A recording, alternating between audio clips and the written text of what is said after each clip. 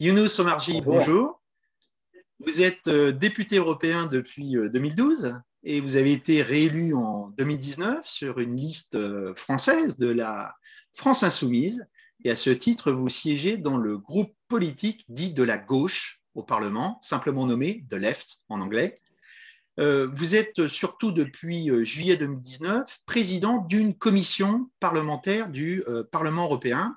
Et c'est à ce titre, je suis absolument ravi de vous accueillir à Cosmocène, puisque vous êtes donc président de la commission du développement régional, la commission Régie pour les amateurs d'acronymes, qui sont nombreux à Bruxelles. Et donc, je voudrais partir du commencement et vous permettre de donner une définition, votre définition, de cette politique régionale et de cohésion dont le traité de Lisbonne dit qu'elle est la politique de cohésion économique, sociale et territoriale. Alors, quels sont ses objectifs? Quel est le rôle joué par le Parlement et votre propre rôle à cet égard? D'abord, c'est un vrai plaisir que de participer à cette conversation avec vous. Ce n'est pas pour vous corriger, mais entre 2012 et 2019, il y a eu aussi les élections européennes de 2014. Et j'ai été élu en 2014 sur la circonscription des Outre-mer, où j'avais porté une liste de très large rassemblement qui n'était pas une liste soutenue, enfin portée par un parti politique, mais une liste véritablement citoyenne qui est sortie en tête dans cette circonscription. Effectivement, la politique régionale et moi-même, c'est une histoire très ancienne. Je viens de l'île de la Réunion, d'une région ultra-périphérique de l'Union, de ces régions qui sont les régions les moins développées d'Europe. Et lorsque vous venez de ces outre-mer, de ces régions ultra-périphériques, vous savez exactement ce qu'est la valeur de la politique de cohésion et la plus-value de l'appartenance à l'Union européenne. Je pense que ce sentiment, paradoxalement, est un peu plus fort, cette conscience en tout cas est plus élevée dans nos pays qu'ici sur le continent. Donc, ce n'est pas tout à fait un hasard que je sois à la tête de la Commission du développement régional, puisque je fais partie de cette grande famille de la cohésion, de cette grande famille des amis de la cohésion, comme on dit. J'ai déjà un peu répondu à votre question. La finalité de la politique de cohésion, c'est de permettre la réduction des fractures territoriales au sein de l'Union européenne et de permettre de réaliser la convergence entre les pays. C'est très important parce que nous touchons là le cœur même des principes fondateurs de l'Union. Lorsque les pays se mettent ensemble, c'est pour la mise en œuvre d'une solidarité. Il ne peut pas y avoir de projet européen sans l'expression d'une solidarité entre les États qui appartiennent à l'Union européenne. Et d'abord, pas seulement, mais d'abord et avant tout, la politique de cohésion, la politique régionale est la principale politique de mise en œuvre de la solidarité européenne.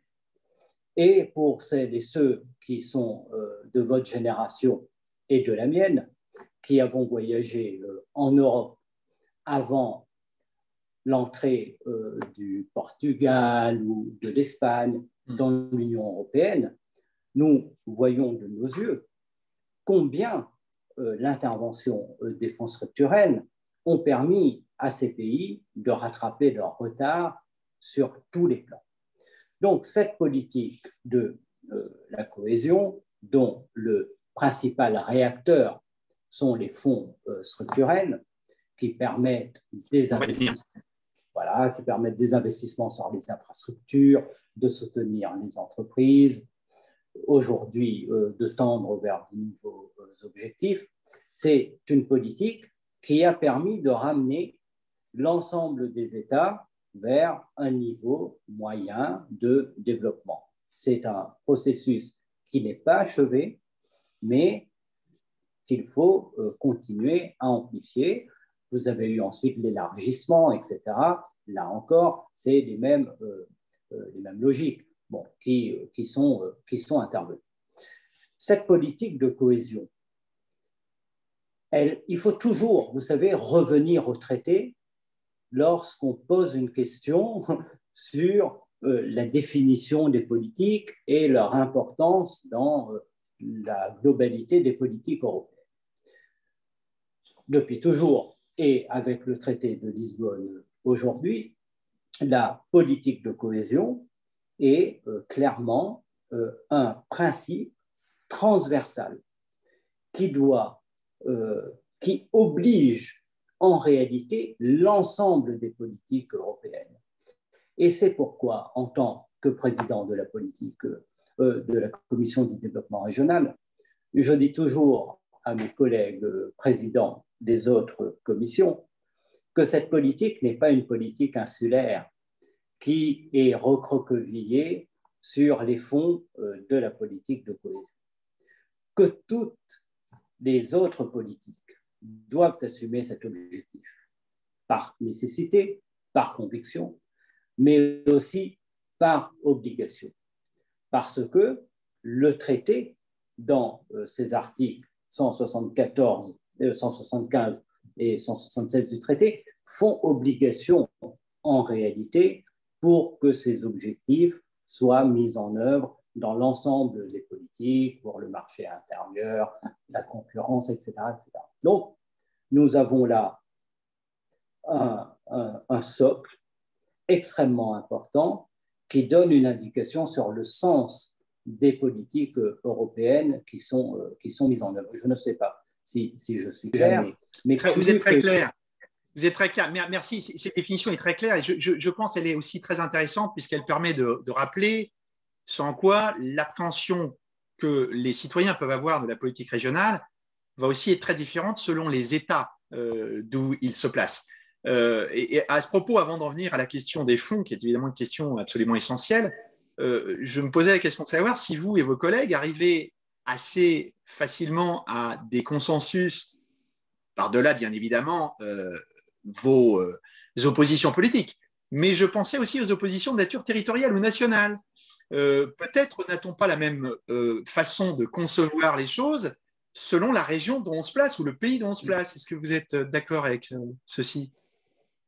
Les réponses sont toujours doubles et c'est ça qui est toujours très, très intéressant. Dans la commission du développement régional, en réalité, c'est une commission militante pour la politique régionale. Et ceux qui ont fait le choix d'adhérer à cette politique, sans doute l'ont-ils fait parce que leur pays est très intéressé par rapport au fond de la politique régionale, mais pas seulement. C'est parce qu'ils ont ce sens européen et cette conviction que la politique régionale a une valeur pour l'ensemble des 27 États membres et qu'ils ont aussi à cœur de faire en sorte que la solidarité puisse être pleinement vivante. Et nous avons une commission, et je crois que c'est assez rare, où en réalité les consensus s'opèrent malgré des divergences d'approche. Il est bien évident qu'un député du PPE et un député de ZELEF n'ont pas la même vision ou les mêmes priorités. Mais à la fin, c'est une commission où les consensus sur l'essentiel se font beaucoup plus que dans les autres commissions. Vous savez, hier, nous étions réunis pour les votes concernant des grandes négociations sur les fonds pour la nouvelle génération 2021-2027. Donc un vote très important puisque nous avons renégocié avec le Conseil le nouveau règlement portant dispositions communes, on appelle ça le CPR en anglais, mais nous avons aussi mis au vote le nouveau FEDER, extrêmement important, et vous savez combien dans le FEDER il peut y avoir des questions difficiles, des questions clivantes, qui portent sur les questions du financement des investissements énergétiques, etc. Vous avez eu le vote concernant Interreg, vous avez eu le vote, enfin bref, sur Alors, toutes est-ce les que vous voulez bien négociations qui que sont j'en vienne à ma deuxième question? Vous allez pouvoir développer Non, mais cela je positivement. termine. D'accord. Allez-y. Non, je termine juste pour vous dire que nous avons eu un vote à l'unanimité D'accord. sur le CPR, sur le FEDER, sur le Fonds de solidarité de l'Union européenne, à l'unanimité, 37 pour, 0 contre, 0 abstention. Le groupe ID, c'est très intéressant de s'intéresser au groupe ID. Le groupe ID a voté pour le CPR et quasiment tous les membres du groupe ID pour le FEDER, à l'exception des députés français qui, eux, ont voté contre. Bon, ce qui est, à mon avis, extrêmement intéressant. Donc, vous avez une commission qui a une unité de vision, en réalité, sur la politique régionale. En revanche, dans le Parlement européen, vous avez bien sûr des membres venant de pays qui sont moins intéressés par la politique régionale, des collègues venant des pays nordiques ou ce qu'on appelle, j'aime pas du tout cette expression, les pays radins ou des membres qui sont très très libéraux, qui eux véhiculent souvent des idées reçues sur la politique de cohésion. Eh bien, le débat se fait. On est un Parlement européen, il faut qu'il y ait du débat.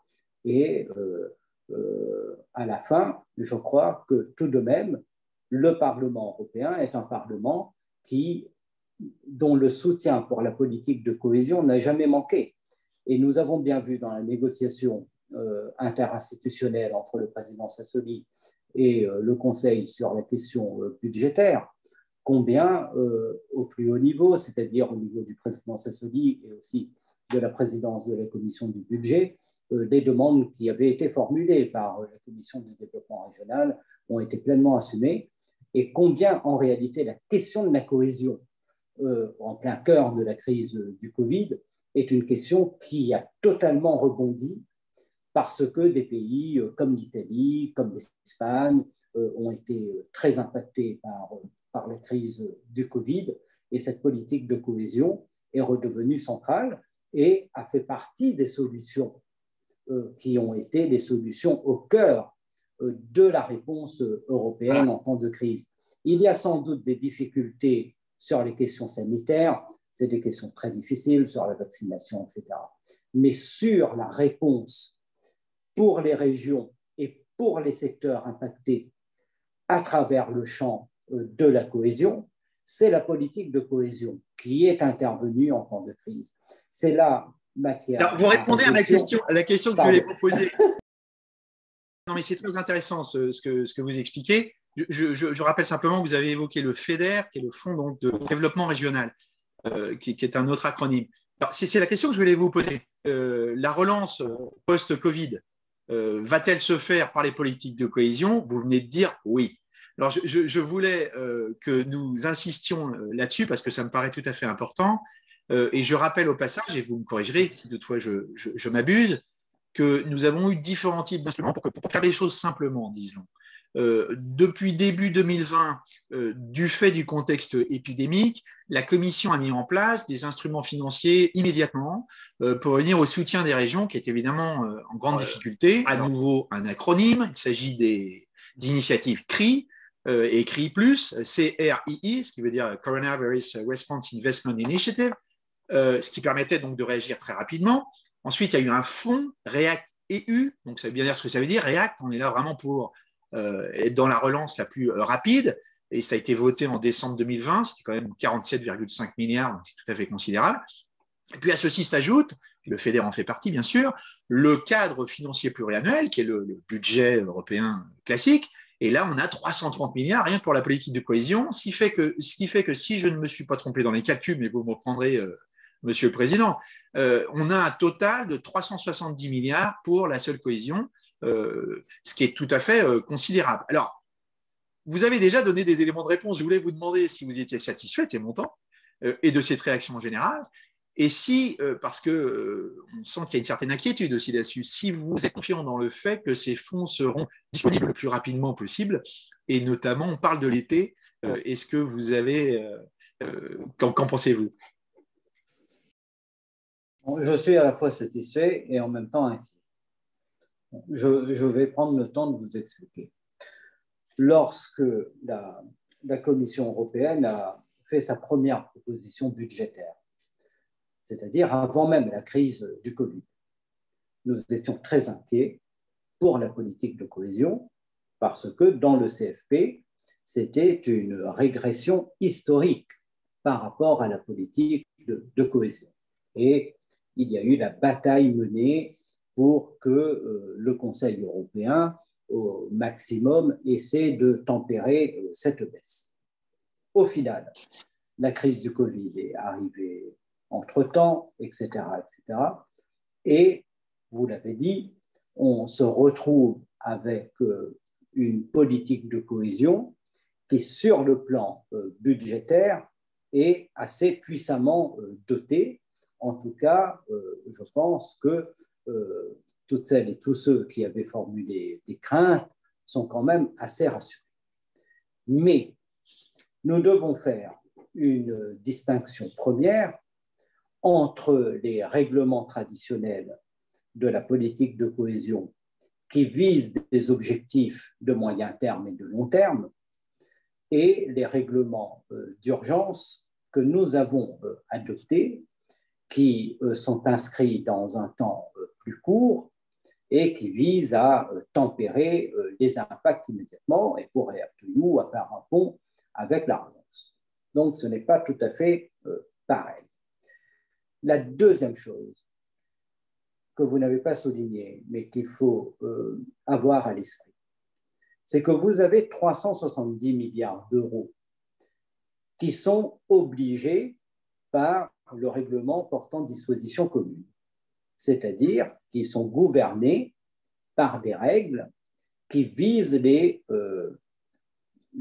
principes, mais pas seulement les principes, un certain nombre de détails dans l'utilisation des fonds, la gouvernance, etc., par rapport à la politique régionale. C'est 370 milliards. Mais avec Next Generation EU et RRF, vous avez aujourd'hui quasiment autant en subventions, les fameuses dotations dont on a parlé au Conseil européen, si difficilement obtenues et très heureusement obtenues. Je m'en félicite. Je crois que c'est vraiment une avancée très importante et j'espère qu'il y aura l'effet Spinelli, c'est-à-dire qu'une fois qu'on a fait quelque chose, il va y avoir c'est quelque chose de définitivement acquis, je l'espère.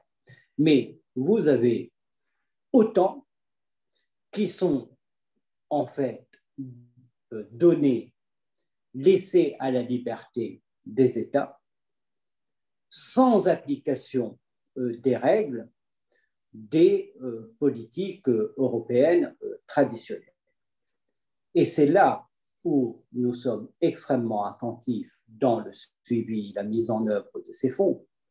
Il faut impérativement que ces fonds ne viennent pas déstabiliser les objectifs que nous avons posés pour la politique régionale, où nous avons catégorisé les régions entre les régions les moins développées, en transition, et les autres régions plus développées.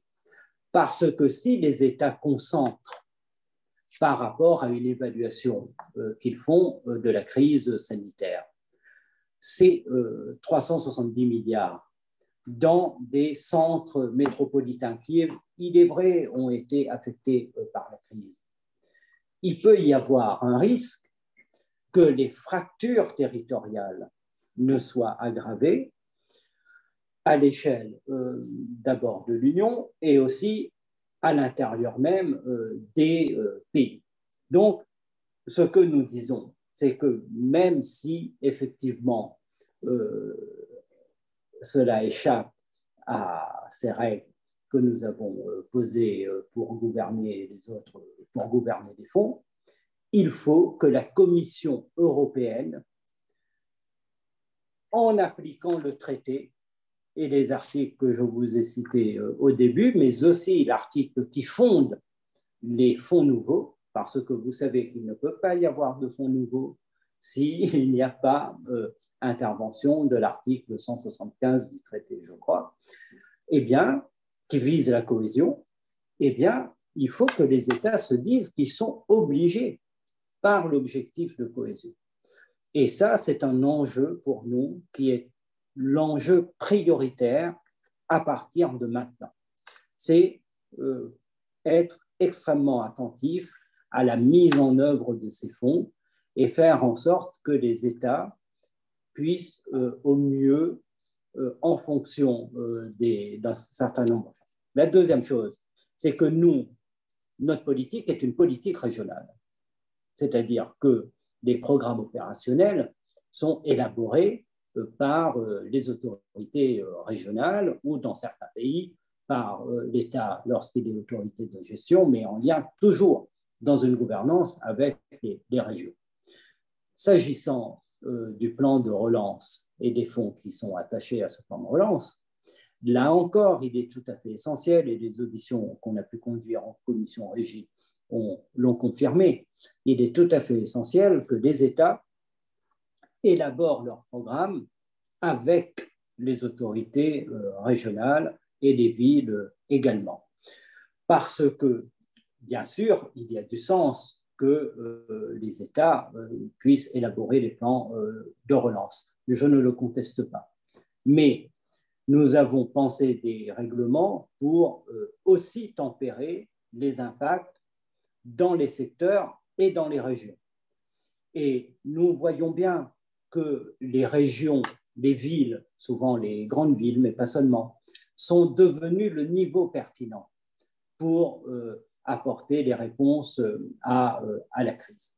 Et donc ça, c'est vraiment un enjeu. La troisième inquiétude, et je terminerai par là, et c'est vraiment pour l'avenir, bien sûr, il fallait apporter cette réponse. Mais je préfère toujours les réponses qui sont totalement des réponses européennes, gouvernées par les règles européennes, y compris dans le contrôle. Et je ne veux pas que ce soit une fenêtre ouverte sur la renationalisation des politiques européennes.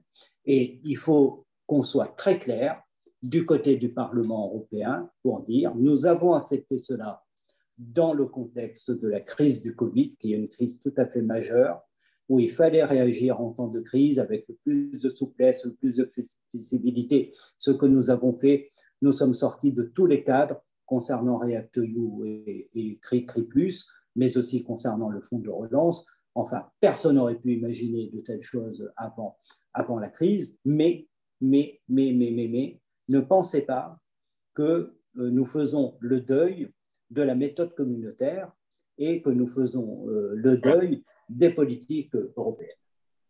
Alors, merci beaucoup. C'était très, très complet et vous avez anticipé une grande partie de ce que je voulais vous demander.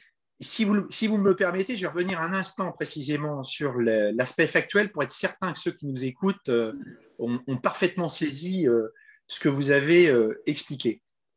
La politique régionale est une politique qui, a priori, est décidée au niveau européen et qui, pour l'essentiel et dans le passé, était basée sur une gestion dite directe, c'est-à-dire qu'en fait, on décidait ensemble au niveau européen de comment procéder et ensuite, on essayait de diffuser ces fonds au niveau national. De plus en plus, on voit une tendance à aller vers une gestion qui est dite partagée, où en fait, les États ont la responsabilité de décider qui concrètement quel sera le bénéficiaire final de cet argent. La référence que vous faisiez au plan de relance, pour que ce soit bien clair pour tout le monde encore une fois, c'est qu'on aurait pu décider de dire, eh bien, l'Europe va mal, la pandémie est d'une violence telle qu'il nous faut évidemment décider ensemble d'augmenter l'effort collectif, et donc on va augmenter le budget européen qui donc techniquement s'appelle le cadre financier pluriannuel. On n'a pas décidé de faire ça, on a dit non, on va faire un budget à part, ad hoc, qui est le plan de relance, Next Generation EU, mais qui a été décidé par les États sans contrôle immédiat du Parlement. Ce qui évidemment interroge, parce que d'un côté, c'est d'une grande efficacité, rapidité, peut-on dire. D'un autre côté, on peut dire aussi légitimement qu'il y a un manque de contrôle parlementaire. Et donc, la question que je voulais vous poser, mais vous y avez répondu en creux, c'était de savoir si vous pensiez justement que cette décision qui avait prévalu de séparer les deux budgets était la bonne ou s'il n'aurait pas été préférable de tout fondre dans un même budget. Quelques chiffres simplement pour que ce soit bien clair. La facilité pour la reprise et la résilience, c'est son terme technique, c'est l'essentiel de ce budget de relance, ça représente 672,5 milliards. Or, actuellement, les États européens développent, Younous Omarjee, des programmes nationaux entre le 1er janvier et le 30 avril 2011. Et ce que vous avez expliqué, et qui est évidemment une crainte qui est partagée par beaucoup, ça je pense que c'est quelque chose qui est tout à fait transversal en termes de groupes politiques, c'est de dire très bien, si les États présentent des programmes nationaux et donc décident de l'utilisation de ces fonds, comment peut-on garantir le fait que cette utilisation décidée au niveau national corresponde aux orientations qui ont été décidées au niveau européen? Voilà la question. Et donc, je vais citer un de vos opposants politiques, mes collègues parlementaires, également président d'une commission parlementaire, parce que j'ai retenu la phrase, que je l'ai entendu la prononcer il y a 2 semaines, et je pense que vous allez me dire que vous êtes d'accord avec lui. Pascal Canfin, président de la commission parlementaire de l'environnement, disait récemment à Sciences Po, c'était il y a 2 semaines, cette phrase: je suis prêt à parier que ce plan de relance est trop conçu en chambre à Bercy et pas assez avec les élus locaux. Il faut un sommet de la relance avec les territoires. Donc, c'était ce qu'il proposait pour la France. On peut imaginer que ce sera la même chose pour d'autres États. Et donc, j'en reviens, je vais vous donner simplement l'occasion de développer parce que je sais que c'est une question qui vous tient à cœur. Le risque est double. Au niveau européen, c'est qu'il y ait une forme de renationalisation en fonction d'objectifs simplement nationaux de la distribution des fonds de cohésion. Et au niveau national, c'est le risque aussi que les choses soient décidées peut-être de façon un peu trop centrale, selon les États, sans qu'on associe suffisamment les acteurs locaux, et je pense notamment aux maires, puisque vous avez insisté sur l'importance des villes dans cette politique. Absolument. Je crois que le risque est triple. Je suis tout à fait d'accord avec Pascal Canfin, et c'est la position de la Commission du développement régional, mais c'est la position du Parlement européen. Nous avons accepté ces solutions. Bon, d'ailleurs, c'est le Conseil qui a pris la responsabilité. Nous l'avons accepté dans ces conditions qui sont tout à fait exceptionnelles, mais qui tournent le dos, en réalité, à ce qu'on peut appeler la méthode communautaire et qui font peser une inquiétude pour l'avenir. Je le redis, je crois qu'il y a aujourd'hui un risque réel de renationalisation des politiques européennes et de la mise en œuvre, lorsqu'ils sont mis en œuvre, des objectifs des politiques européennes. Et je ne crois pas que ce soit de bonnes méthodes. Je pense même que ça peut être assez contre-productif. Revenons sur des choses très concrètes pour que les gens comprennent bien de quoi il s'agit. Prenez un pays comme l'Italie, puisqu'on se parle de l'Italie. Vous êtes en Italie, je crois.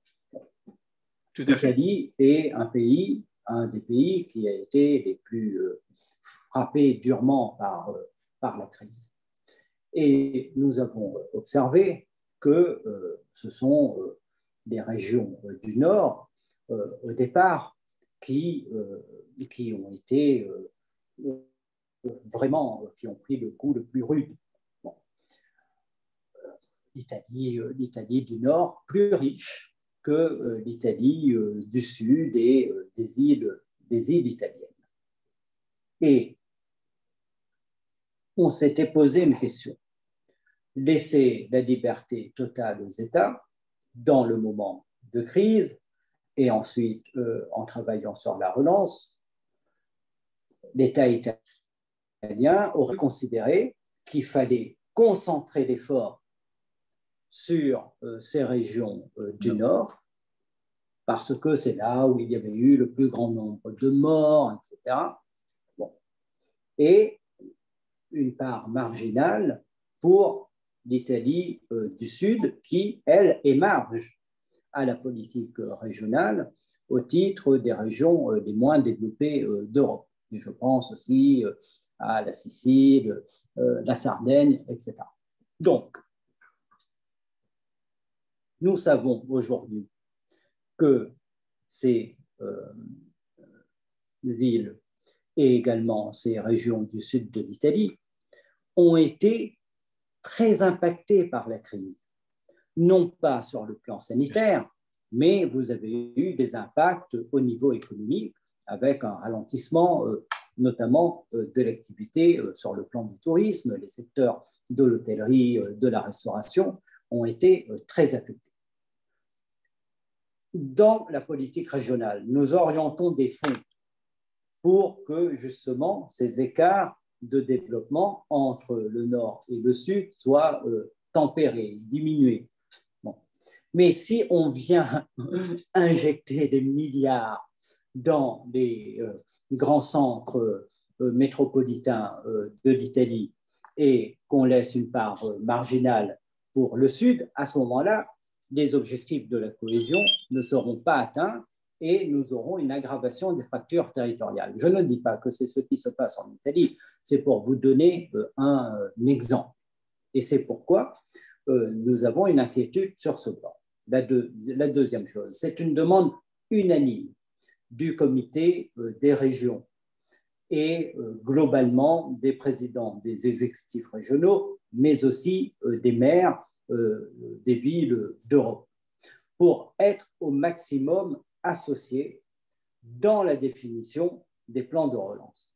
C'est un enjeu absolument essentiel. Sauf que le règlement tel qu'il a été adopté ne crée pas une obligation aussi forte qu'elle peut exister dans l'association des régions à la mission des programmes opérationnels pour la politique régionale. Donc, il y a là une invitation qui est faite aux États pour que la gouvernance soit pensée avec les villes.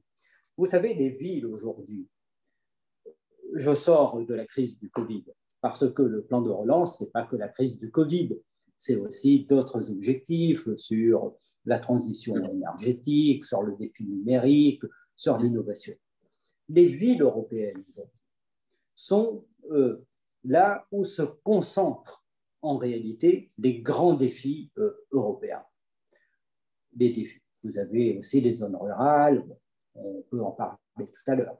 Mais s'agissant des villes, c'est là où se joue l'enjeu climatique, clairement. C'est là où se joue le défi numérique. Vous avez la question nouvelle de la pauvreté urbaine, qui est une question qui, à mon avis, n'est pas encore totalement assumée à la hauteur de ce que cela représente comme phénomène nouveau. Nous avons commencé à y travailler au niveau de la politique régionale, mais nous voyons apparaître des phénomènes de pauvreté, de très grande pauvreté, dans des régions ou des villes qui sont catégorisées riches, bon, et qui émargent peu en réalité à la politique régionale. On ne peut pas ne pas se poser des questions pour voir comment remettre en cause un certain nombre de règles pour pouvoir apporter des réponses. Donc, voilà, il y a une série d'inquiétudes, mais sur la politique de cohésion, je ne veux pas que la petite fenêtre ouverte sur une forme de renationalisation conduise pour la future génération à ouvrir complètement la porte et ensuite à resserrer la politique régionale sur seulement la réponse pour les régions les moins développées d'Europe. Ça, je sais que la Commission européenne, lorsqu'elle a travaillé à son nouveau règlement pour la période 2021-2027, considérant les risques de baisse budgétaire, s'était dit, à ce moment-là, nous allons recroqueviller la politique régionale sur les seules réponses aux régions les moins développées d'Europe, qui sont celles qui émargent le plus, il est vrai, à cette politique. Je ne crois pas que ce soit une bonne méthode, parce qu'à ce moment-là, il n'y a plus de politique de cohésion. Alors, merci, c'était extrêmement clair. Et je veux rebondir sur ce dernier point en terminant sur, disons, les perspectives de développement futur qui devraient être ceux qui devraient nous préoccuper le plus. Alors, j'espère de formuler ma question assez précisément parce que je vais vous dire la façon avec laquelle je perçois les choses. Il y a eu au siècle dernier, alors que les fonds régionaux se développait, la création de régions européennes transnationales, qu'on avait appelées les eurorégions, quasiment totalement oubliées désormais. La politique régionale a très peu de dimension d'ailleurs transrégionale. On peut se poser la question de savoir pourquoi.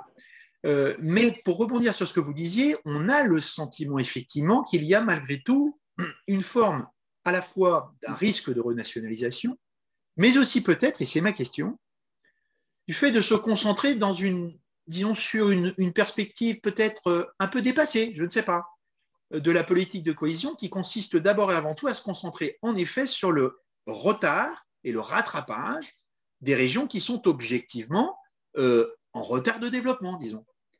Est-ce suffisant pour une politique de cohésion d'avenir ou ne faut-il pas, au contraire, essayer de concevoir les choses de façon vraiment transnationale, vraiment transversale, pour imaginer, disons, osons le mot, une forme d'aménagement du territoire européen, et donc de veiller à ce moment-là non seulement à la convergence, qui est très vertueuse, mais aussi, je dirais, à la complémentarité des programmes qui sont mis en place, de telle façon que ce soit toute l'Union qui en profite de façon véritablement cohérente.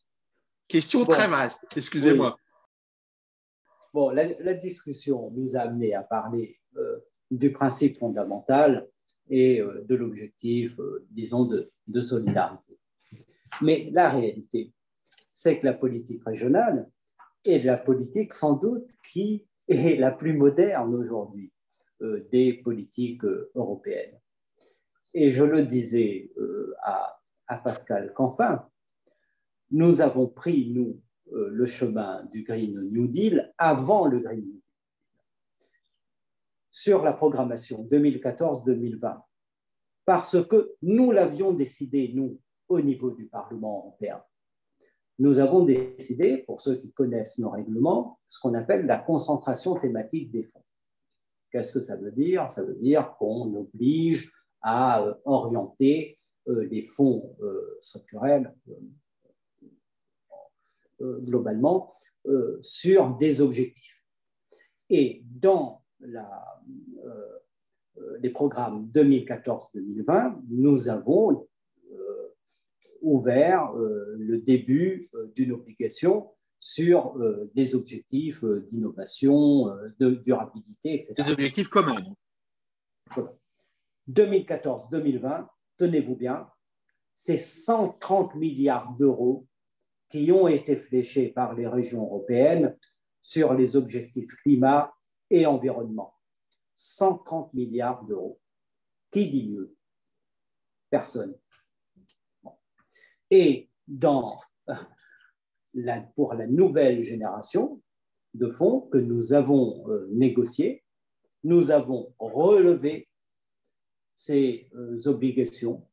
Nous avons introduit des règles comme la règle qu'on appelle do no harm, c'est-à-dire ne pas nuire à l'environnement, c'est-à-dire qu'aucun investissement à travers de nos fonds ne pourra nuire à l'environnement et des objectifs adossés à l'accord climat. La politique, donc ça c'est pour le verdissement, ce que j'appelle, vous savez, on parle beaucoup, depuis des années, du verdissement de la PAC. C'est formidable, mais on ne voit pas venir, malheureusement, de mon point de vue, ce verdissement.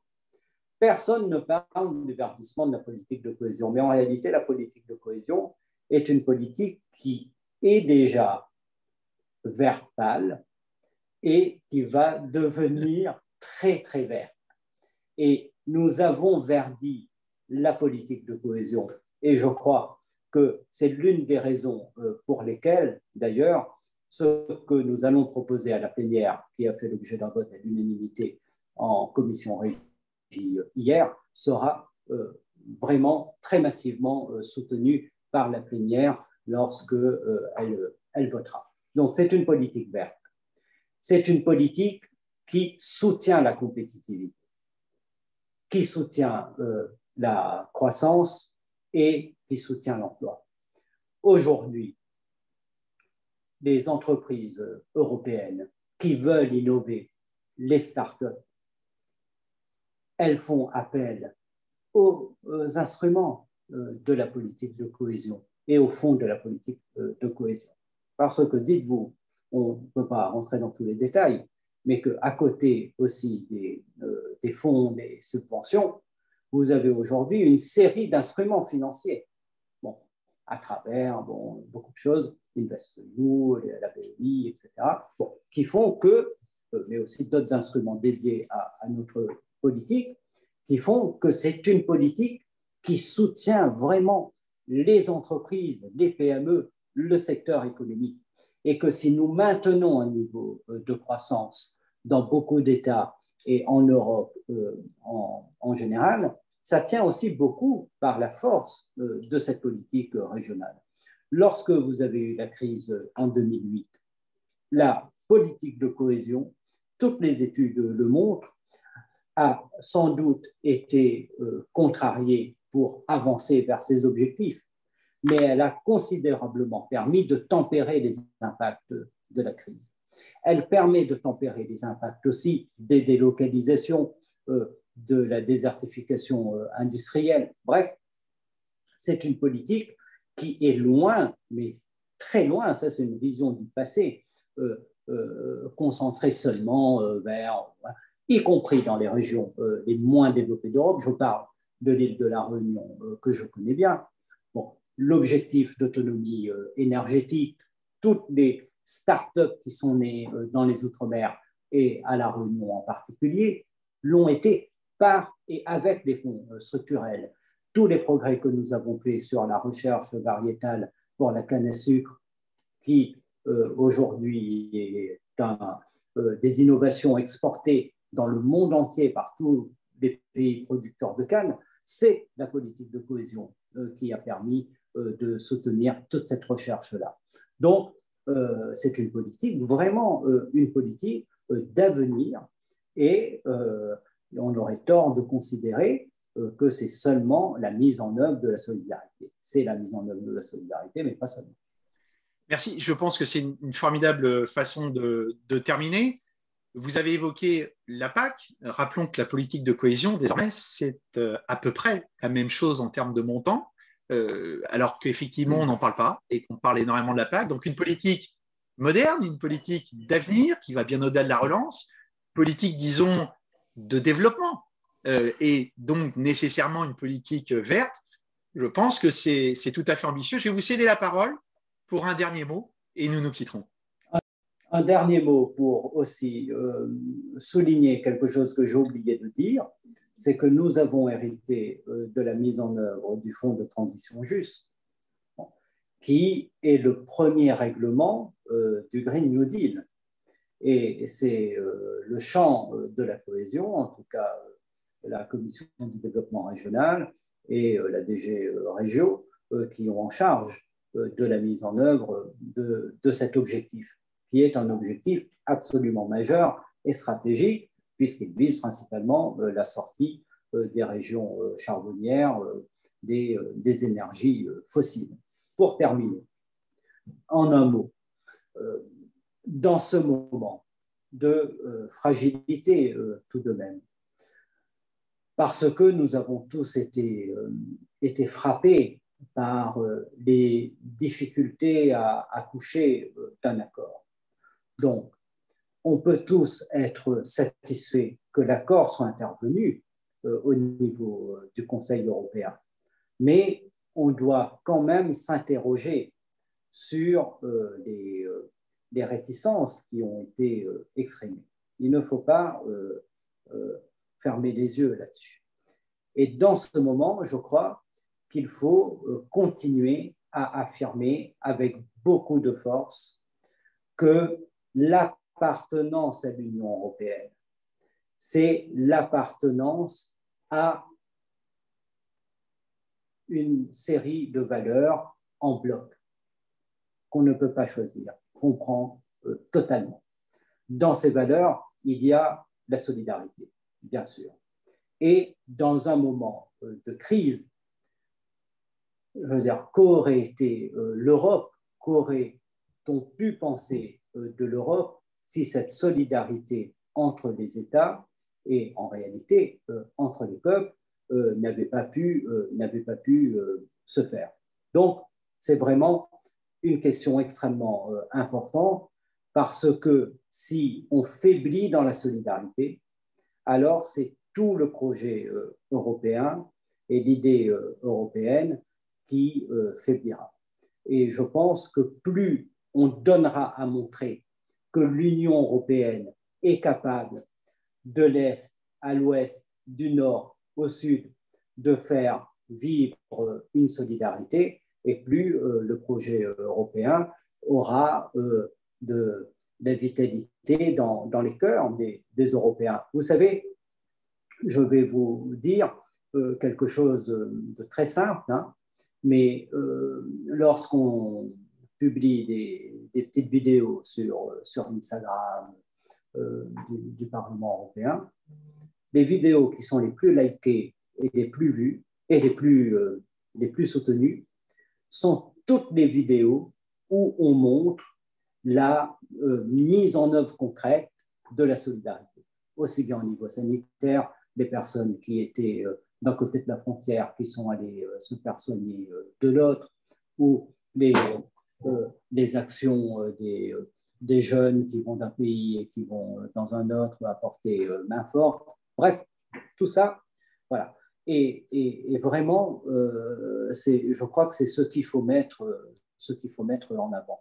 Et notre politique régionale, dans toutes les politiques européennes, c'est cette politique qui donne le plus à montrer de cette vitalité, de cette solidarité européenne. Solidarité. Qui doit être, voilà. La dernière chose que je veux dire, c'est que, et je vais terminer sur quelque chose d'assez politique, c'est que la crise du Covid va se poursuivre. En tout cas, la crise économique. On n'en est pas sorti. Et nous observons en ce moment, parce que nous travaillons pour la convergence. Mais ce que nous constatons actuellement, c'est que vous avez une distorsion, une divergence qui s'aggrave entre les États et entre les économies. Et ça, c'est une inquiétude très grande pour nous. Et il faudra faire en sorte que en 2021, en 2022, en 2023, tous les États membres de l'Union aient des capacités suffisantes pour faire face à la crise et pour continuer à investir des milliards dans l'économie réelle et dans la production. Et vous savez qu'il y a des inégalités entre les États dans leur capacité à répondre.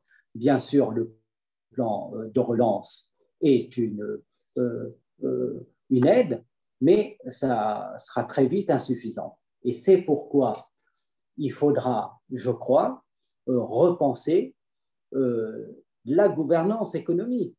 Hier, en commission du développement régional, Di Rupo le disait de manière très claire, et je suis de son avis, les règles, et c'est non pas par idéologie, mais les règles de la gouvernance économique, le pacte de stabilité budgétaire, ne sont plus adaptés à la réalité du moment. Et c'est la règle d'or, ben finalement, c'est du plomb, bon, et qui pèse considérablement et qui bride les États. Et il faudra en sortir, non pas pour abandonner toute gouvernance économique, parce que ça n'a aucun sens. Il faut aussi comprendre que beaucoup d'États veulent d'une gouvernance économique, mais il faut inventer une nouvelle forme de gouvernance économique qui ne soit pas adossée sur des critères souvent rigides et souvent absurdes, et qui soit un peu plus élargie. Et on l'a dit dans un débat très intéressant il y a quelques jours en plénière, avec des critères sociaux, climatiques, pourquoi pas, pour que, et c'est une occasion inespérée pour le semestre européen, de s'adosser sur de nouveaux objectifs. Mais nous sommes dans ce moment où il est possible de tout repenser, de tout remettre en cause. Saisissons-nous de ce moment, parce que dans un moment de choc et dans un moment où les périls sont extrêmement importants, eh bien, on peut faire preuve d'audace. Les chefs d'État ont fait preuve d'audace dans la solution qui a été trouvée pour le plan de relance. Il faut continuer à être audacieux, parce que c'est par l'audace, c'est par la capacité à être en permanence adapté à la réalité mouvante que l'Union européenne aura un avenir, et non pas rester enfermée sur des visions dogmatiques et idéologiques. Voilà. J'espère que vous serez entendu sur la question de l'audace.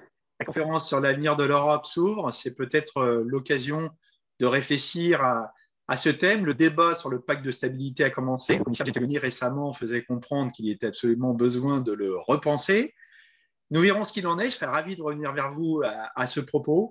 Sur la question de la politique de cohésion, merci pour vos explications. Politique donc de solidarité, une solidarité dont nous avons incontestablement besoin dans l'Union européenne. Merci Younous Omarjee. Merci à vous.